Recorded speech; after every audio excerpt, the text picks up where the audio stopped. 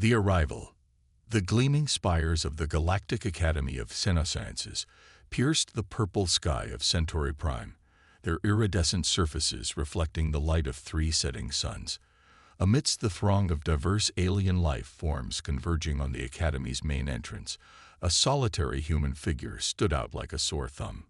Jack Harper, fresh from Earth and still adjusting to the slightly higher gravity, took a deep breath of the sweetly scented air.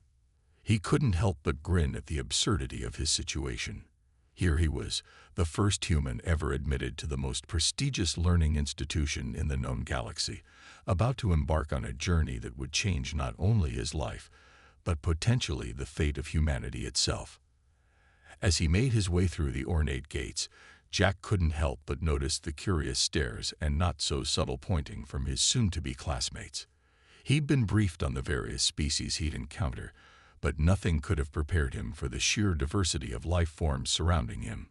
Tentacled Zorbians floated by on cushions of air, while crystalline Luminians chimed softly as they walked, their bodies refracting light in mesmerizing patterns. "Excuse me," a melodious voice chimed from somewhere near his elbow.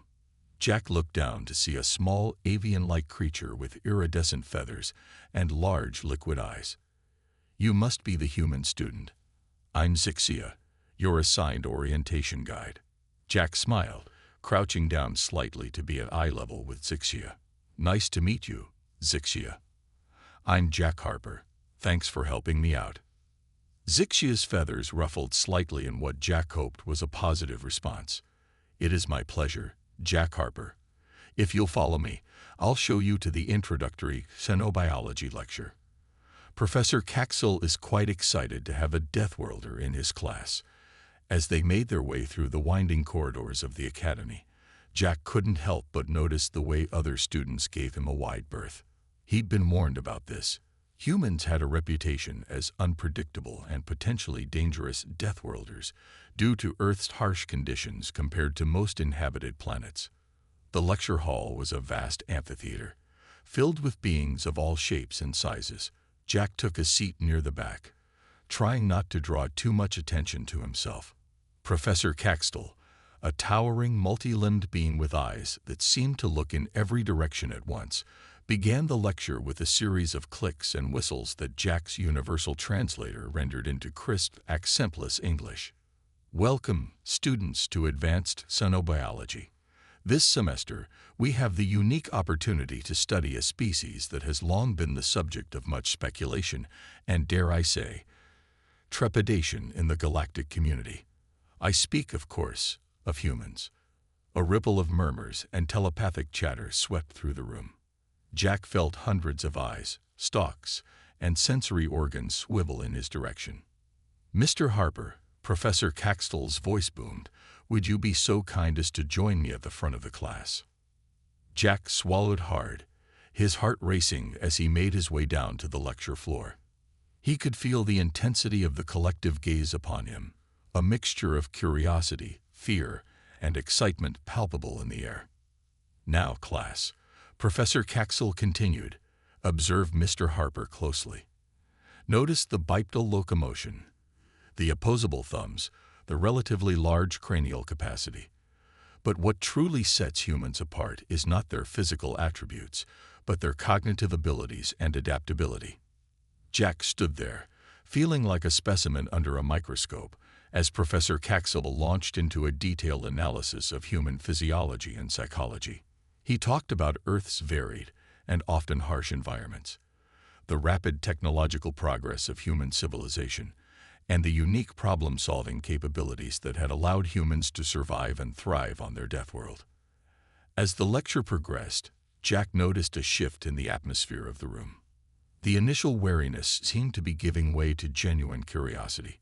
Students were leaning forward, their attention rapt as Professor Caxel explained concepts like human creativity, imagination, and the ability to think in abstract terms. "Mr. Harper," Professor Caxel said, turning his penetrating gaze directly on Jack, "perhaps you could demonstrate for the class a uniquely human cognitive ability. I believe you call it daydreaming." Jack blinked, caught off guard. Sure, Professor.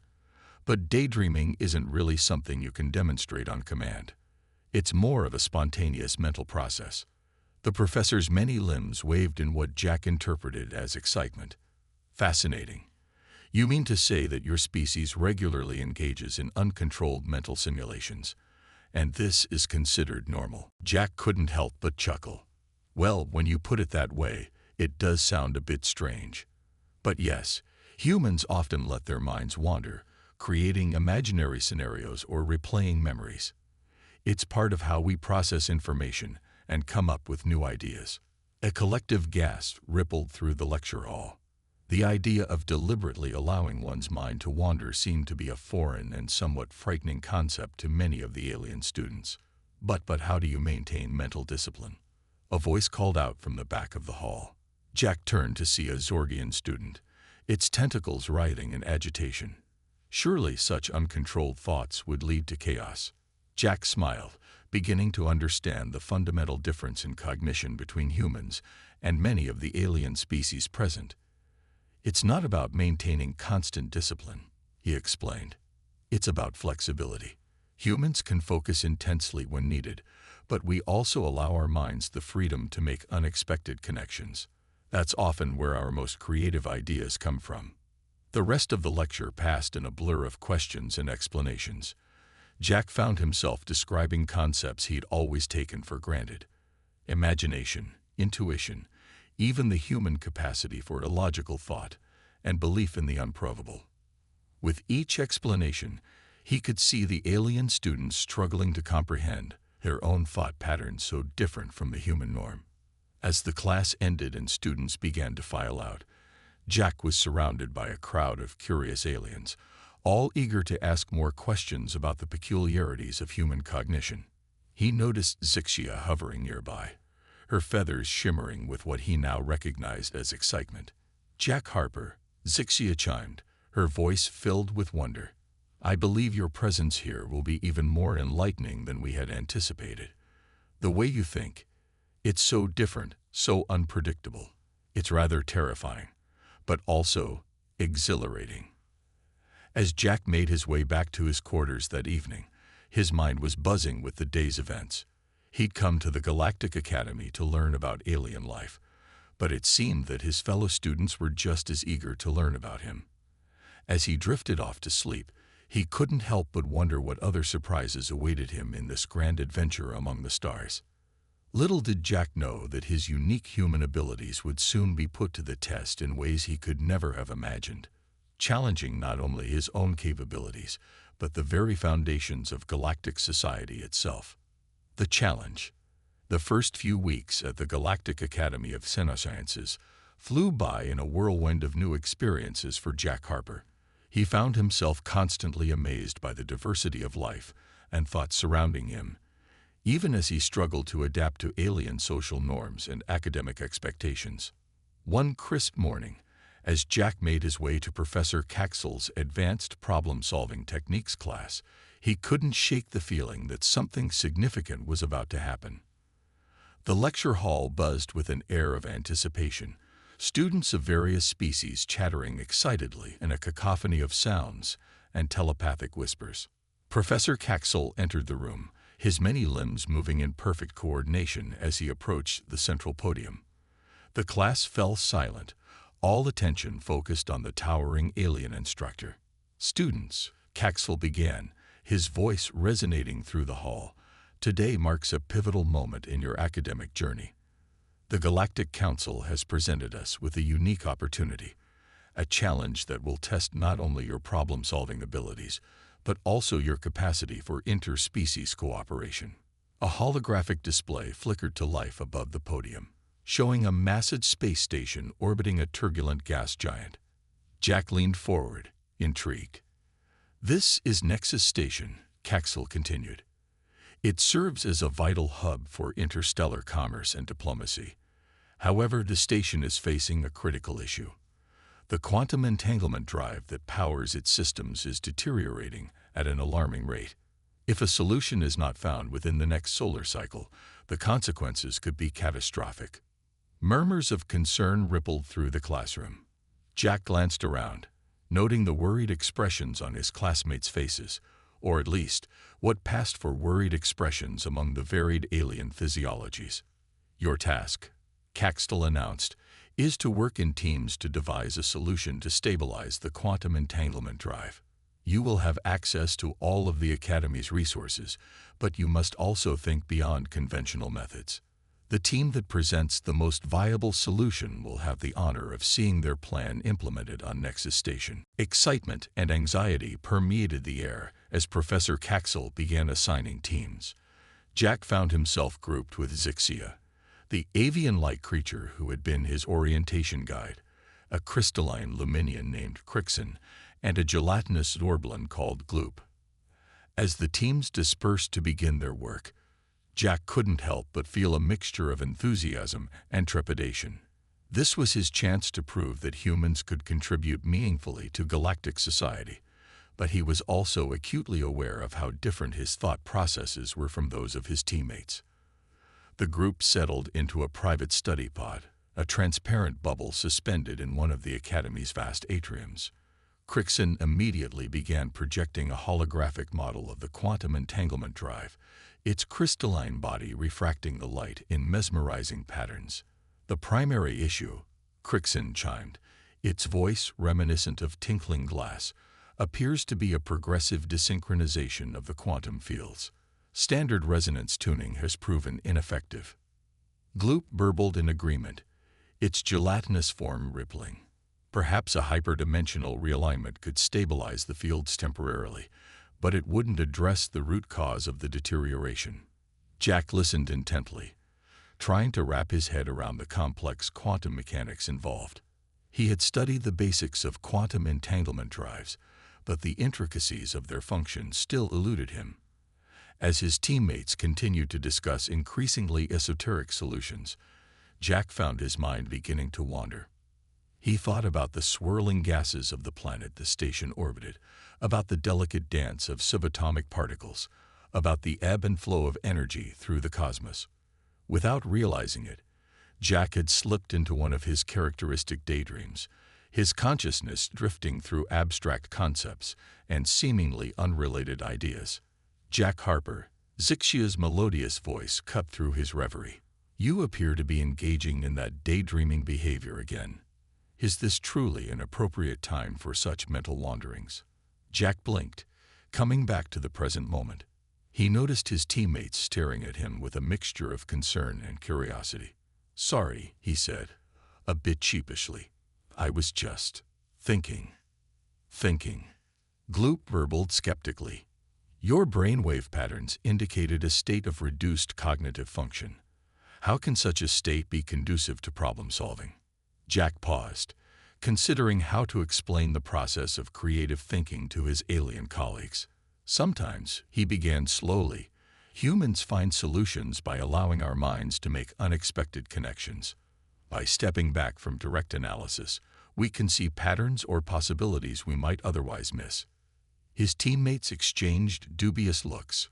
Crixin's crystalline form vibrated in what Jack had come to recognize as confusion. But how can you control the outcome of such chaotic thought processes? Surely a methodical, logical approach is more reliable. It's not about control, Jack tried to explain. It's about opening ourselves up to new perspectives. Here, let me show you something. Jack activated the holographic display, pulling up an image of the gas giant and the space station. What if, he said, his excitement growing as the idea took shape, we stop trying to fight against the quantum field fluctuations and instead work with them? He manipulated the hologram, zooming in on the swirling storms in the gas giant's atmosphere. Look at these storm patterns. They're chaotic, always changing, but there's an underlying order to them. What if we could somehow sync the quantum entanglement drive with these natural fluctuations? His teammates stared at him in stunned silence. Finally, Zixia spoke, her feathers ruffling in agitation. Jack Harper, are you suggesting we intentionally introduce chaos into a system that requires precise stability? That seems highly illogical. Not chaos, Jack clarified, his mind racing with possibilities. Controlled variability. If we can design a system that adapts to and harnesses the natural fluctuations in the quantum fields, rather than trying to impose rigid order, we might be able to create a more resilient and self-sustaining drive. Crickson's crystalline body began to pulse with a soft light, a sign of intense computation. The mathematics involved would be incredibly complex, it chimed thoughtfully. But I believe there might be merit to this approach. Gloop's gelatinous form rippled with excitement. Yes. We could use hyperdimensional algorithms to predict and adapt to the field fluctuations in real time. It's brilliant. As his teammates began to warm to the idea, excitedly discussing the technical details of implementation, Jack felt a surge of pride. This was why humans had been invited to join the galactic community. Their ability to think outside the box, to find innovative solutions where others saw only insurmountable problems. Over the next few days, the team worked tirelessly to refine their proposal. Jack's initial idea evolved into a complex system that combined cutting-edge quantum mechanics with principles drawn from Earth's weather prediction models and chaos theory. It was unlike anything the Galactic Academy had seen before, a true fusion of human creativity and alien technological prowess. When the day came to present their solution to Professor Caxel and a panel of experts from the Galactic Council, Jack felt a mix of nervousness and excitement. As he stood before the panel, explaining the unorthodox approach his team had developed, he could see the initial skepticism in their alien eyes and other sensory organs gradually give way to intrigue and then to genuine enthusiasm. "This is most unexpected," Professor Caxel said as the presentation concluded, his many limbs waving in what Jack had come to recognize as a sign of excitement. "A truly novel approach that challenges our fundamental assumptions about quantum entanglement drive technology. I believe you may have not only solved the immediate crisis, but potentially revolutionized our understanding of quantum mechanics itself." As the panel buzzed with discussion, Jack exchanged proud glances with his teammates. They had done it, not by following established methods, but by embracing the unique perspectives each of them brought to the table. Later, as the team celebrated their success in one of the Academy's recreation domes, Zixia approached Jack, her feathers shimmering with an emotion he couldn't quite identify. "Jack Harper," she chimed softly, "I must admit, when you first suggested your idea, I thought you were, as humans say, out of your mind. But now I see that there is great value in your species' ability to think in such unconventional ways. Perhaps we have much to learn from each other." Jack smiled, looking around at his alien friends and classmates. "That's why we're here, isn't it? To learn from each other, to combine our strengths and overcome our differences.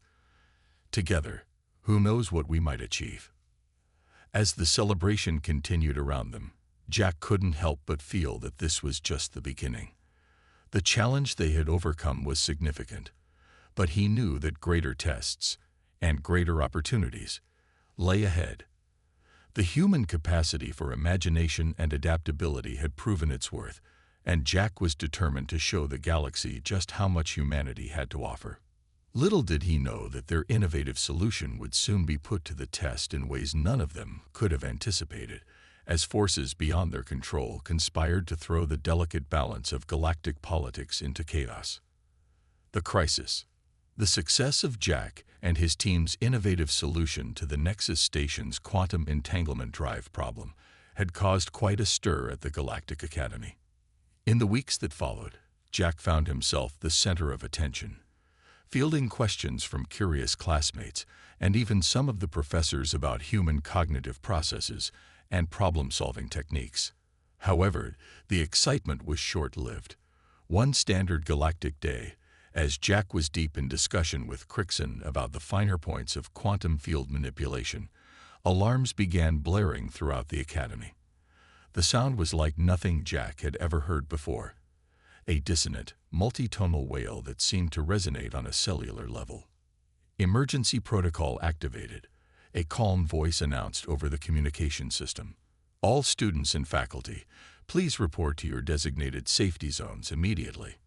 Confusion and panic erupted in the halls. Jack looked to Crixon, whose crystalline form was vibrating with anxiety. "What's going on?" Jack shouted over the din. "It's a Class Omega alert," Crixon chimed, its usual melodious voice now sharp with fear. "The highest level of emergency. This has never happened before." As they made their way to the nearest safety zone, Jack's mind raced. What could possibly constitute a Class Omega emergency at the most advanced and secure institution in the galaxy? The safety zone turned out to be a large, spherical chamber deep within the heart of the Academy. As students and faculty poured in, Jack spotted Zixia and Gloop, quickly making his way over to his teammates. Jack Harper. Zixia's usually melodious voice was pitched high with stress. "Do you have any idea what's happening?" Before Jack could respond, a holographic image of Professor Caxel materialized in the center of the chamber. The usually composed alien looked distinctly agitated, his many limbs moving in erratic patterns. "Attention, everyone," Caxel's voice boomed. "I regret to inform you that we are facing an unprecedented crisis. The quantum entanglement drive on Nexus Station has experienced a catastrophic failure." A collective gasp rippled through the chamber. Jack felt a cold knot of dread forming in his stomach. But that's impossible," Gloop burbled, its gelatinous form quivering. "The solution we developed, it should have stabilized the drive indefinitely." "Under normal circumstances, yes," Caxel continued. "However, it appears that the station was subjected to a deliberate attack. Someone or something has introduced a quantum virus into the system, causing the drive to destabilize at an alarming rate." The professor's many eyes swiveled, seeming to focus directly on Jack and his team. "The virus appears to be specifically designed to exploit the adaptive nature of your solution. It's using the very flexibility we introduced to wreak havoc on the system." Jack felt as if the floor had dropped out from under him. Their groundbreaking solution, meant to solve a critical problem, had instead become a vulnerability that threatened the entire station. "If the drive isn't stabilized within the next 12 standard hours," Caxel continued, his voice grave, "the quantum fields will collapse entirely. The resulting explosion would not only destroy Nexus Station, but could potentially tear a hole in the fabric of space-time itself." The chamber erupted into chaos. Alien students of all species began chattering, shrieking, and emanating waves of psychic distress. Jack looked at his teammates, seeing his own shock and horror reflected in their alien features. "This is all our fault," Zixia keened, her feathers drooping. "Our solution. We've doomed them all." "No," Jack said firmly, surprising himself with the steel in his voice. "We created this system, which means we're the best equipped to fix it. Professor," he called out, addressing Caxel's hologram, "we need to get to Nexus Station immediately." Caxel's limbs waved in a gesture of approval. "I was hoping you'd say that, Mr. Harper. A transport is being prepared as we speak. You and your team will be joined by our top quantum physics professor, Dr. Xanthera. You leave in 20 minutes." As they rushed to prepare for the mission, Jack's mind was in overdrive. The stakes couldn't be higher. The fate of Nexus Station, and potentially the stability of this entire sector of space, rested on their shoulders. The journey to Nexus Station was tense, the sleek Academy shuttle cutting through space at speeds Jack could hardly comprehend. Dr. Xanthera, a being composed of pure energy contained within a humanoid force field, briefed them on the situation. "The quantum virus is unlike anything we've ever encountered." Xanthera's voice crackled, sounding like static electricity given form. "It's not just disrupting the entanglement patterns, it's actively learning and adapting to our attempts to contain it." As they approached Nexus Station, Jack got his first real look at the massive structure. It was a breathtaking sight, a gleaming construct of metal and energy, suspended in the swirling clouds of the gas giant below. But even from a distance, Jack could see that something was wrong. Arcs of strange, multicolored energy pulsed across the station's surface, growing more frequent and intense by the moment. Those energy discharges, Crixin chimed anxiously, their quantum field fluctuations made visible. The drive is already beginning to destabilize the local space-time continuum.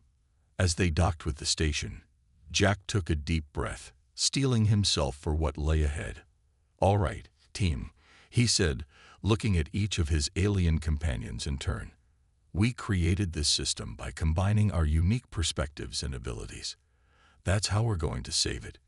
Together." They made their way to the station's central control hub, passing panicked crews and malfunctioning systems. The control room itself was a scene of barely contained chaos.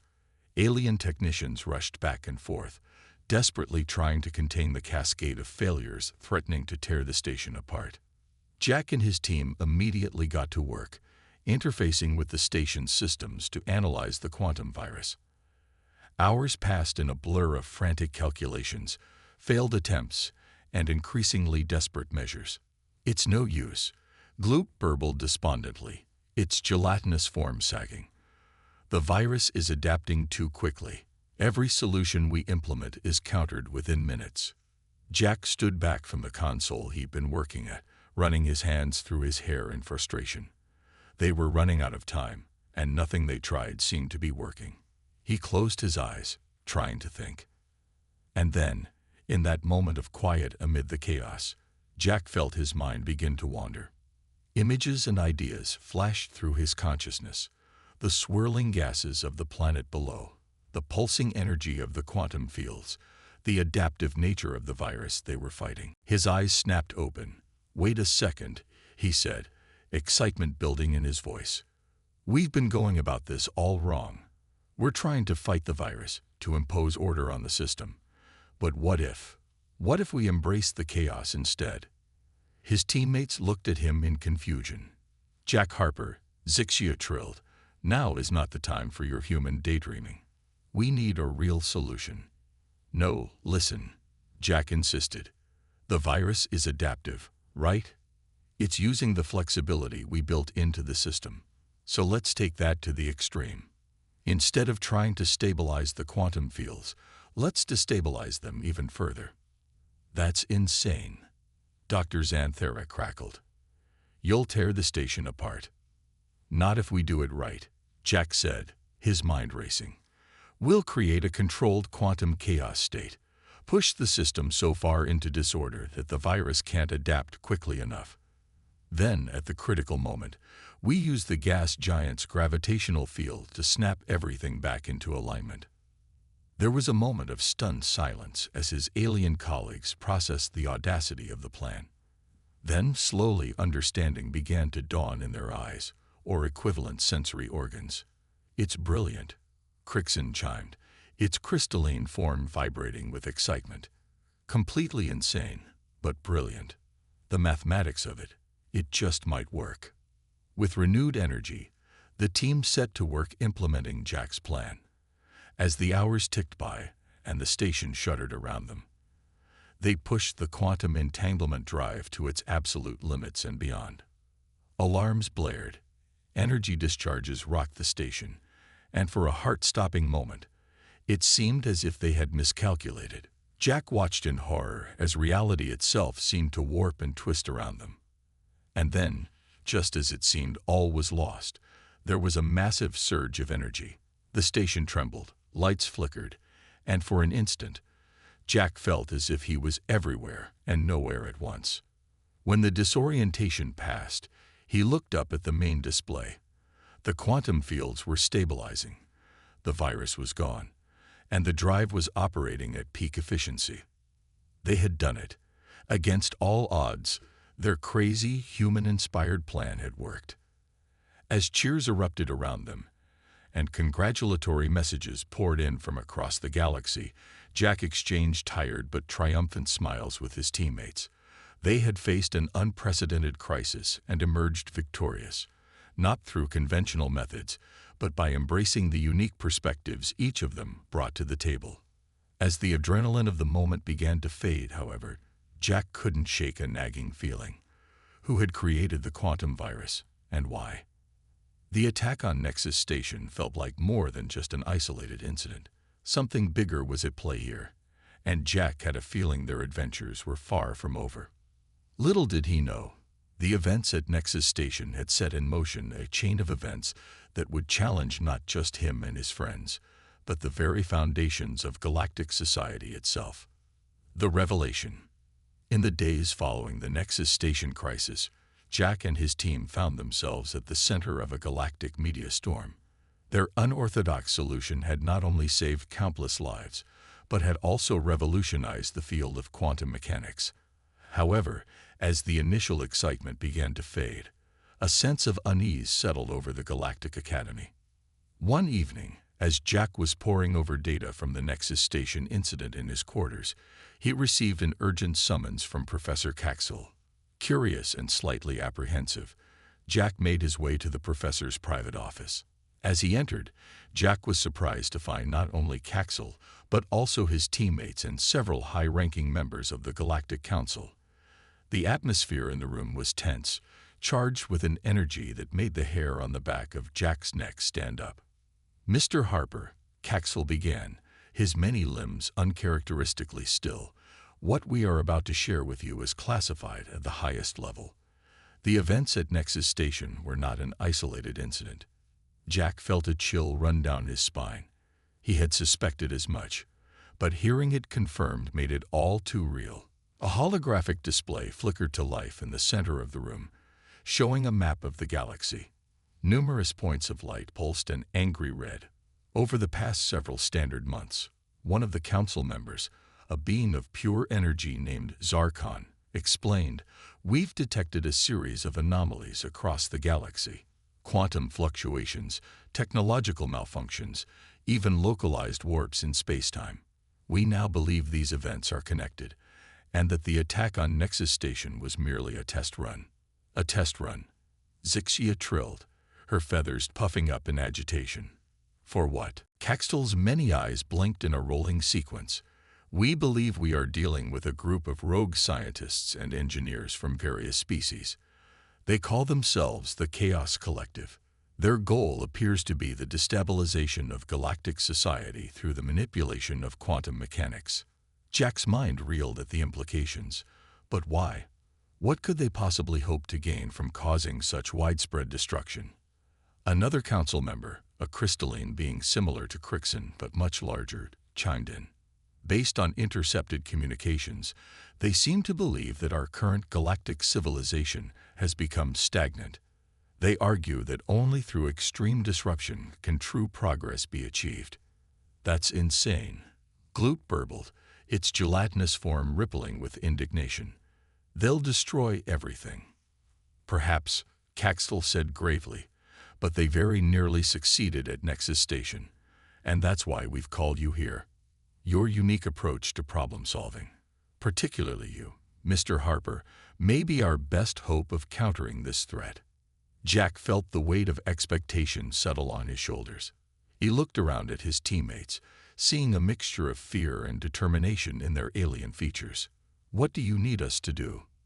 The next few hours were a blur of information as the council briefed them on everything they knew about the Chaos Collective. The group had members from dozens of species, all brilliant minds who had become disillusioned with the current state of galactic affairs. They had developed technology that allowed them to manipulate quantum fields on a massive scale, potentially giving them the power to reshape reality itself. As the briefing concluded, Jack's mind was racing. The challenge ahead seemed almost insurmountable, but something was nagging at him, a half-formed idea dancing just out of reach. "There's something we're missing," he said, almost to himself. "The way they're manipulating quantum fields. It's not just about causing destruction. They're trying to achieve something specific." Crixin's crystalline form pulsed with curiosity. "What do you mean, Jack Harper?" Jack began to pace, his thoughts coalescing. "Think about it. The attack on Nexus Station, the other anomalies, they're not random. There's a pattern, a purpose. It's almost as if they're trying to rewrite the fundamental laws of physics." The room fell silent as the implications of Jack's words sank in. Finally, Zarkon spoke, his energy form flickering intensely. "If you're right, Mr. Harper, The consequences could be unfathomable. They could be trying to create a new reality, one that adheres to their own twisted vision of progress. But that's impossible, Zixia protested. The laws of physics are immutable. They can't just be changed on a whim. Jack shook his head, a wry smile playing on his lips. A few months ago, I would have said the same thing about faster-than-light travel or telepathic communication. We're dealing with technology and understanding far beyond what any of us thought possible. As the implications of this revelation sank in, the mood in the room shifted from fear to grim determination. They were facing a threat unlike anything the galaxy had ever seen, one that challenged the very foundations of their understanding of the universe. So what do we do? Gloop asked, its gelatinous form quivering with a mixture of fear and excitement. Professor Caxel's many limbs moved in a complex gesture that Jack had come to recognize as deep thought. We fight fire with fire, he said finally. Or in this case, chaos with chaos. Mr. Harper, your unorthodox thinking and your species' unique cognitive abilities may be the key to unraveling this threat. Jack nodded, his mind already racing with possibilities. We need to think beyond conventional physics, beyond what we believe to be possible. If the Chaos Collective is trying to rewrite the laws of reality, we need to be prepared to do the same. Over the next few days, Jack and his team threw themselves into their new mission with fervor. They pored over data from the quantum anomalies, studied cutting-edge theories in physics and mathematics, and brainstormed increasingly outlandish solutions. As they worked, Jack found himself drawing more and more on uniquely human concepts. He introduced his alien teammates to ideas from Earth's history of scientific thought, quantum mysticism, string theory, even some of the more esoteric concepts from science fiction. The key, Jack explained one day, as they huddled around a holographic model of galactic quantum fields, is to stop thinking of reality as fixed and immutable. We need to approach it as a set of possibilities, all existing simultaneously until observed or influenced. Zixia's feathers ruffled in confusion. But Jack Harper, that goes against everything we know about quantum mechanics. Exactly, Jack grinned. We're not just fighting the Chaos Collective. We're fighting our own preconceptions about how the universe works. We need to be prepared to question everything we think we know. As their research progressed, they began to make breakthroughs. They developed theories that could explain the Chaos Collective's quantum manipulations and started work on countermeasures. But with each step forward, the true scale of what they were dealing with became more apparent. One evening, as they were reviewing their latest findings, Crixon suddenly chimed in alarm. "Look at this," it said, projecting a complex quantum equation into the air. "If I'm interpreting this correctly, the Chaos Collective isn't just trying to change the laws of physics in our reality." "What do you mean?" Jack asked, leaning in to study the equation. Crixon's crystalline form pulsed with excitement and fear. "They're trying to access and manipulate multiple realities simultaneously. It's not just our universe they're after. They're attempting to reshape the entire multiverse." The revelation hit Jack like a physical blow. The stakes had just been raised beyond anything he could have imagined. They weren't just fighting for their galaxy or even their universe. They were in a battle for the fate of all possible realities. As he looked around at his alien teammates, Jack saw his own mix of terror and determination reflected in their alien features. They were in uncharted territory, facing a threat that challenged not just their scientific understanding, but the very nature of existence itself. "Well," Jack said, trying to inject some levity into the situation, "I guess we're going to have to get creative. Anyone up for rewriting the laws of multiple universes?" The room filled with nervous laughter, a release of tension in the face of the monumental task ahead. As they settled back into their work, Jack couldn't help but marvel at the strange turn his life had taken. He had come to the Galactic Academy to learn about alien life, and now here he was, part of a team trying to save not just one reality, but all of them.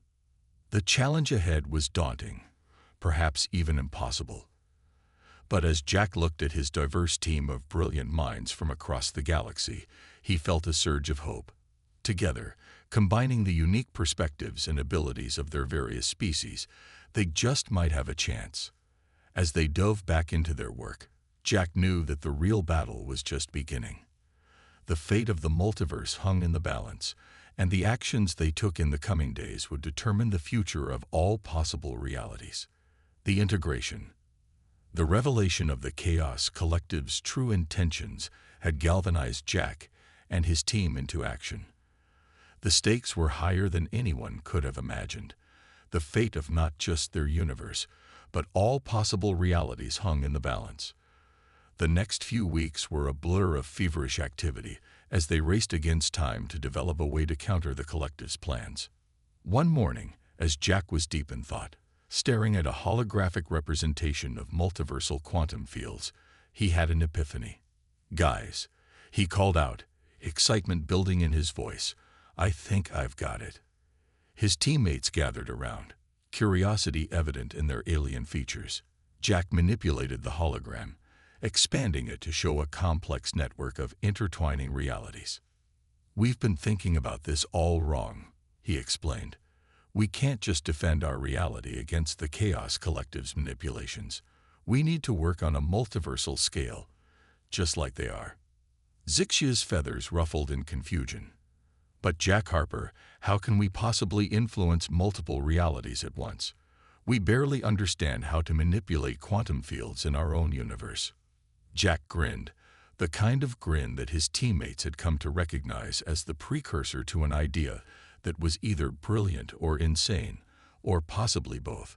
"We use the very thing that makes us strong as a team: our diversity.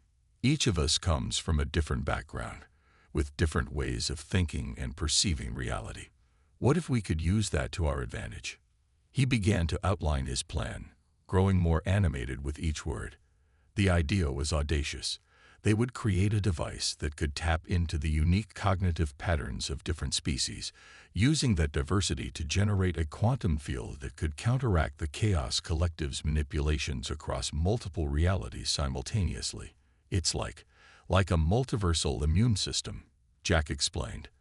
"By combining our diverse perspectives, we create a quantum field that's adaptable, resilient, and capable of maintaining the fundamental stability of reality itself." The room erupted into a flurry of discussion and debate. It was a radical idea, one that challenged the very foundations of their scientific understanding. But as they delved deeper into the concept, running simulations and refining the theory, a sense of excitement began to build. This could actually work," Crixon chimed, its crystalline form pulsing with intense calculations. "The mathematics are incredibly complex, but the underlying principle is sound." Gloop burbled in agreement, its gelatinous form rippling with enthusiasm. "Yes, and if we incorporate principles from my species' communal consciousness, we could enhance the synchronization across realities." As the team threw themselves into the development of their device, which they dubbed the Multiversal Harmony Engine, Jack couldn't help but marvel at how far they'd come. What had started as a group of mismatched alien students had evolved into a seamlessly integrated team, each member's unique abilities complementing the others perfectly. Weeks passed in a blur of intense work and breakthroughs. The Galactic Council provided them with all the resources they needed, understanding that their work represented the best hope for countering the Chaos Collective's threat. Finally, after countless setbacks and near-impossible challenges, the day arrived to test their creation. The Multiversal Harmony Engine was a marvel of engineering and theoretical physics, a pulsing orb of energy that seemed to shimmer with the combined essence of countless alien minds. As they prepared for the test, alarms suddenly blared throughout the Academy. A holographic message from the Galactic Council appeared, its tone urgent. "The Chaos Collective has begun their final assault," the message declared. "Quantum anomalies are appearing across multiple sectors. Reality itself is beginning to unravel. Whatever you're planning, do it now." Jack looked at his teammates, saw the mixture of fear and determination in their alien features. "Well," he said with a wry smile, I guess this is it. No pressure or anything. They activated the multiversal harmony engine, and for a moment, nothing seemed to happen. Then, gradually, they began to feel something. It was unlike anything any of them had ever experienced. A sense of connection not just to each other, but to countless versions of themselves across infinite realities. Through this connection, they could sense the Chaos Collective's manipulations, feel the very fabric of the multiverse training under the assault.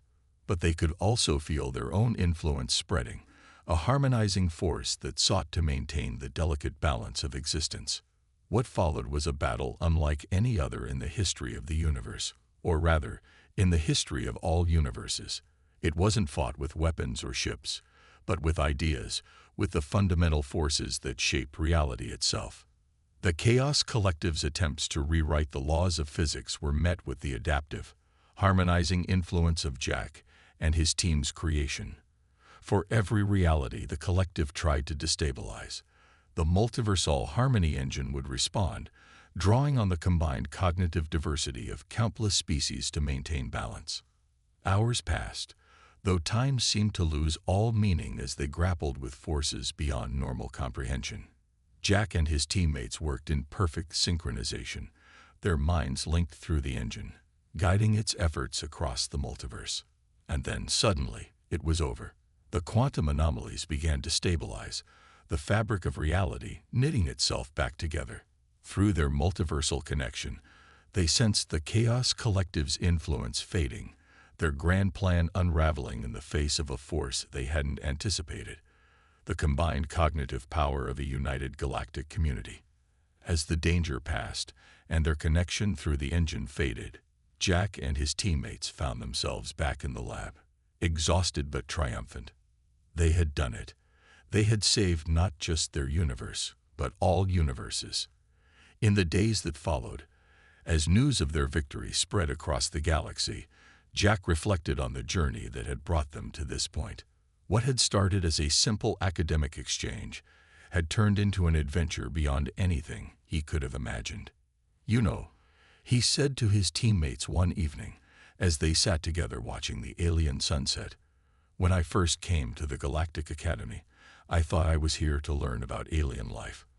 But I think what we've really learned is something much more important." Zixia trilled curiously, her feathers shimmering in the fading light. "What's that, Jack Harper?" Jack smiled, looking around at the diverse group of beings he now considered his closest friends. "We've learned that our differences aren't just something to be overcome. They're our greatest strength. It was our diversity, our unique ways of thinking and perceiving reality, that allowed us to save the multiverse." Crixin chimed in agreement, its crystalline form refracting the sunset in beautiful patterns. Indeed, the Chaos Collective sought to impose their vision of progress through destruction and forced change. But we proved that true progress comes through cooperation and the integration of diverse perspectives. As they sat there, basking in the glow of their achievement, Jack felt a profound sense of optimism for the future. They had faced an unprecedented threat and emerged victorious, not through force or domination, but through understanding and cooperation. The adventure that had brought them together was over, but Jack knew that in many ways, their journey was just beginning. There was still so much to learn, so many mysteries to unravel in this vast, diverse galaxy.